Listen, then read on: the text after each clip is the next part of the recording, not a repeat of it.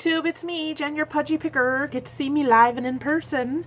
Today I wanted to do a different kind of video. I've been thinking about doing this for a while, and it just took a little extra like prep time to get my report and then kind of go over it and to show you what I make at my antique mall. Now, it seems, even though this is the summer slump, I've been doing really well these past couple of months. I just took my last check, which covers a 2-week period of time, and I wanted to go over it with you. It's a tad bit higher than I normally make, but still pretty standard as far as the makeup of what I'm making, as far as different chunks of different types of items. I apologize, the dogs are very excitable today. They're downstairs, but let me show you first. This is what my readout looks. This is what I get every 2 weeks. It is a readout of everything that I have that's sold. So I get a readout of what's sold, and then I get all these marks on here are mine, but I'll explain that. These are actually the tags that I put on my items. I get those back.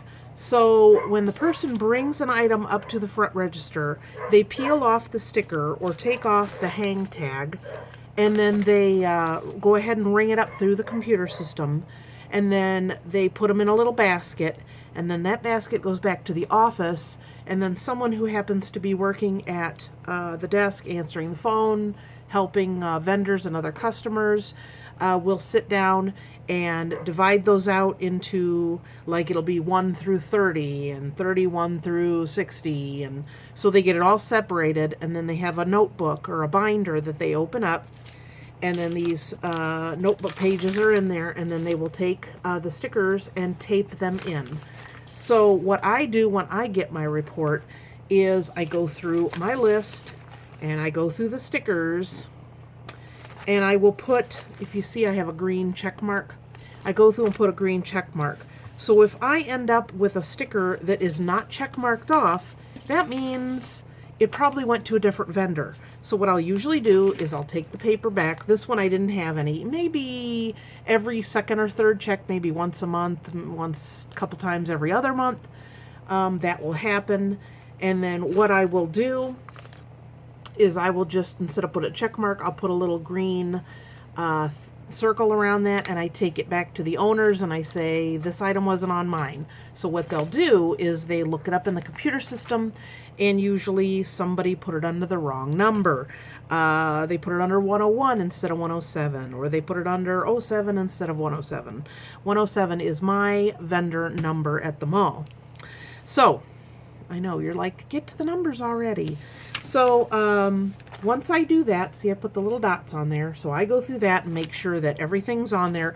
Occasionally, if they cannot get a price sticker off of an item, they will leave it on the item and then put it through on the readout. So sometimes I'll have something listed on the readout, but there's no sticker for it. So that means they just couldn't get it off of the item. And usually there's a few items that I really stick it on there because the stickers just sometimes just won't stay on stuff. So that is basically when I get it, this is what I get. Now, the rent that we pay is $160 a month. Included as part of that is also working 2 vendor work days a month. We are in a co-op situation, so that means that we do not have employees. All the people who are in the store helping are putting on their days, and then they have a big schedule so that the store is covered for all the areas that need to be covered, including cashiering, walking around, helping customers, working at customer service, that type of thing. We have a greeter. So that's how my part of my renter agreement. It's not a volunteer day. I know some places you can work and get money off your rent. So however that works for you, I'm telling it how it works for me. I also pay a lower rent at the $160 because I let the store take 10% of what I sell. Now I could say, nah, I won't let you take any of the percentage. I want everything that I make, but I have to pay a higher rent. So you have these two different things that you can be on. I don't have that number in front of me because I've never done that. 10%, I can figure that into everything that I am pricing out.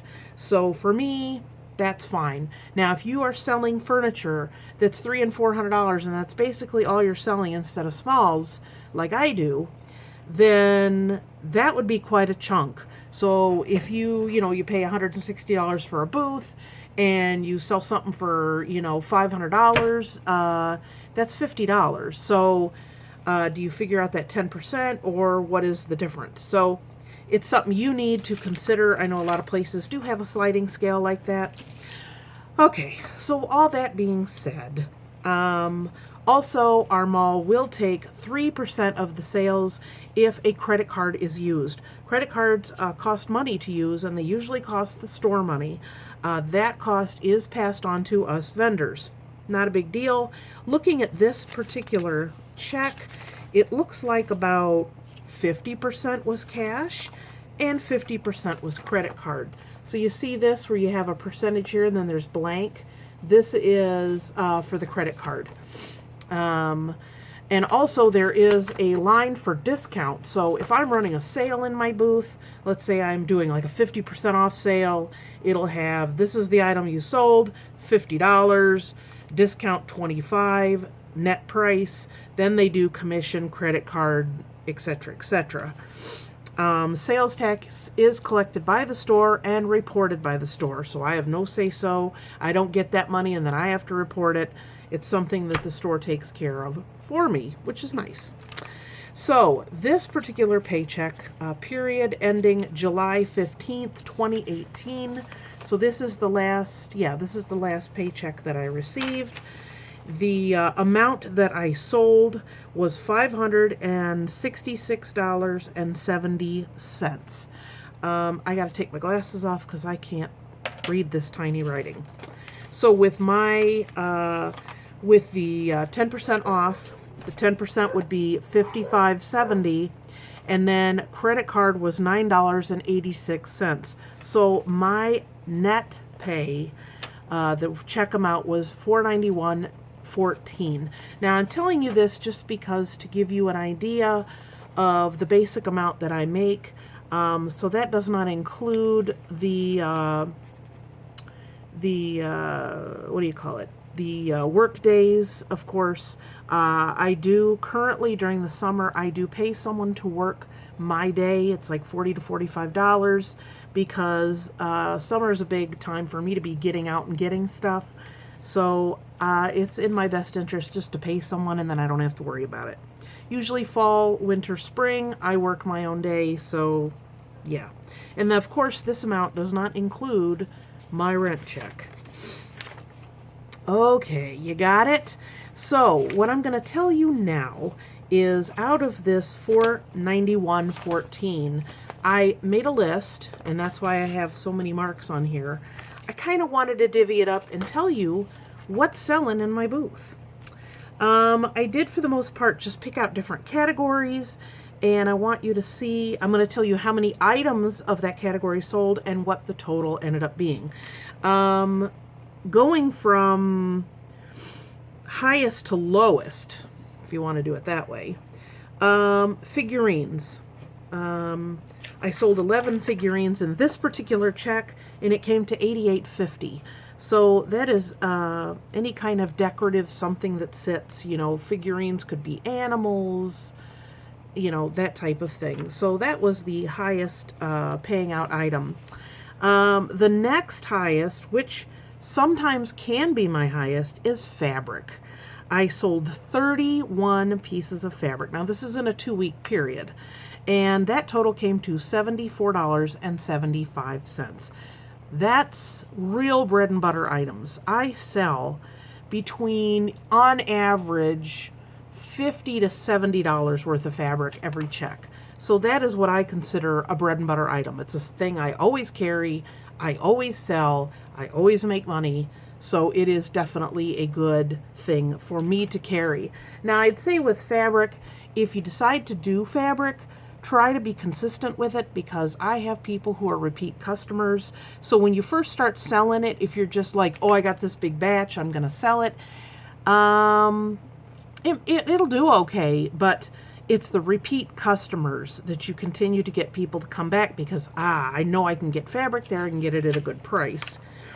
The next item I would say in line would be decor items. Now this could be items that, it could be like a framed art, it could be just different display pieces, it could be things that hold candles, home decor items. So that I sold $69.50 with those 9 items. So that is something that, again, these, the fabric, the decor, and the figurines, these are bread and butter, always sell every week, every month, every year. I get lots of money for those. So those are items that I like to carry regular.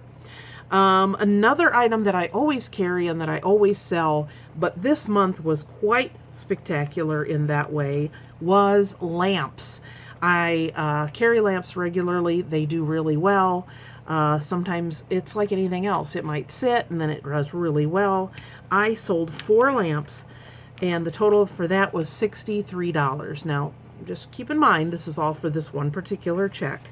So I did very well on lamps this time. That was 4 of them. I do probably at any one time, even the little lamps, I have maybe 9 to 12 in my booth at any one given time. And this particular time I sold 4. Lamps is a very good item because you can get them very cheap at places, and they are not cheap if you go to buy them as a customer. So if it's something you're carrying and it's a little bit unique, or it's just a good price and it's something that you might see somewhere else, but you have a really good price on it, that's going to make you money. So definitely lamps is another bread and butter item that I carry. Now the rest of these categories, also, clocks. I do sell clocks regularly. This particular check, I sold 1 clock and it was $40. Now this clock was a portal from a ship, and then it had a wood trim around it. I had a high price on it because it was a very unique item. Most of my clocks are probably $8 to $14 depending on size and what they look like and the shape they're in. So having one sell for $40 was pretty unique. But again, clocks is something that I regularly carry in my shop. Let's see. Other items that I have that I sold 2 plants this particular check. They're $12 each, so that came to $24. I also sold 6 items of jewelry that came to $24. Again, jewelry is something that I am carrying regularly. I have earrings, and I also have other things in baskets, individually priced. Another thing that I carry regularly is jewelry trees. These could be, I don't know, the best way to describe them is they look like a Barbie doll with no head, and they have a little spout thing coming out, and you hang jewelry. It could be something that looks like a tree that you hang your jewelry on. So jewelry trees, I sold 2 this particular check, and that came to be $20, so they were $10 each. I do carry those regularly. I pick them up cheap, and they always sell, so that's a good item that I stock. Another thing you always see if you're watching my haul videos is signs. This particular check, I sold 3 signs that came to $13 total. So that was pretty good. Something I always carry, something you can always find. I find them at garage sales for a quarter, 50 cents, $1. And they usually do really well.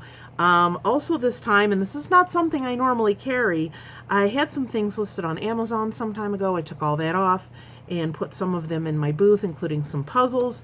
And I had 2 games. One was a still sealed Chutes and Ladders, and one was a still sealed, what was it now? It wasn't Hi-Ho Cheerio. It was another kid type game. And I had $6 on each of those, and both of those sold, making it $12. So basically that is some of the main categories that I sell in. There are different things that I think this pretty much covered everything I had. I did have a large fixture that we used to have our fabric in that was in the back that I sold. That was $60. It was a rolling rack. So that sold, so that didn't really fit into a category. I also had one of those, they look like a suitcase, but it's a vintage travel bar. I sold that for $28, so that didn't really fit into the category, so I'm telling you that separate. I also sold an umbrella that had the Cleveland Plain Dealers, a newspaper in my area, and it was all comic strips. So that sold for $18. I also sell walking sticks and umbrellas, so I have a stand, so that was in there. So those are 3 items that I sold that didn't really fit into a category, and they were some of my higher priced items that sold, so I circled them, so I made sure that I told you about those. So I hope this helps you out and gives you an idea of how things are selling in my space and what type of categories. Now, I'm sure the categories will do pretty much anywhere where you have a booth. You need to find out what your local area is known for, or what the particular interest is because of its location. If you're near a national park, or you're near a lake, or you're near the ocean, definitely carry items that will do well in that. I always carry nautical items. A lot of the figurines were in this. We're in the figurine category, right on Lake Erie, so people love lake stuff. They love nautical. They love shells, even though it's Lake Erie. It's, yeah. But you get the point. So what is your area known for? You know, if you live somewhere and people as a tourist come to your area, they might be buying some things that maybe locals wouldn't. So if you have a big tourist attraction, or tourists are going to be coming to your area for a particular reason, that's another good reason to have local interest items. So I hope this video helps you. If you do have any additional questions about what I make, what I sell, that type of thing, please leave them in the comments down below. Always willing to do a video if I see there's interest in a particular subject. Did you hear Mr. Pudgy Picker just yell at the dogs? Yeah. So that's all I got for you this time. Like I said, any questions, let me know. Leave them below. If I see there's an interest in something, I will definitely do a video about it. I'll also, maybe, I don't know, toward the end of the year, maybe I'll give you a year-end review. But that is it. That is all. Please also consider subscribing if you haven't already. I do booth tours. I do all kinds of how-tos and hauls and all kinds of interesting things that revolve around reselling. So I guess I will see you guys next time, probably for a haul. So I guess I will see you guys next time. And until then, happy picking. Bye.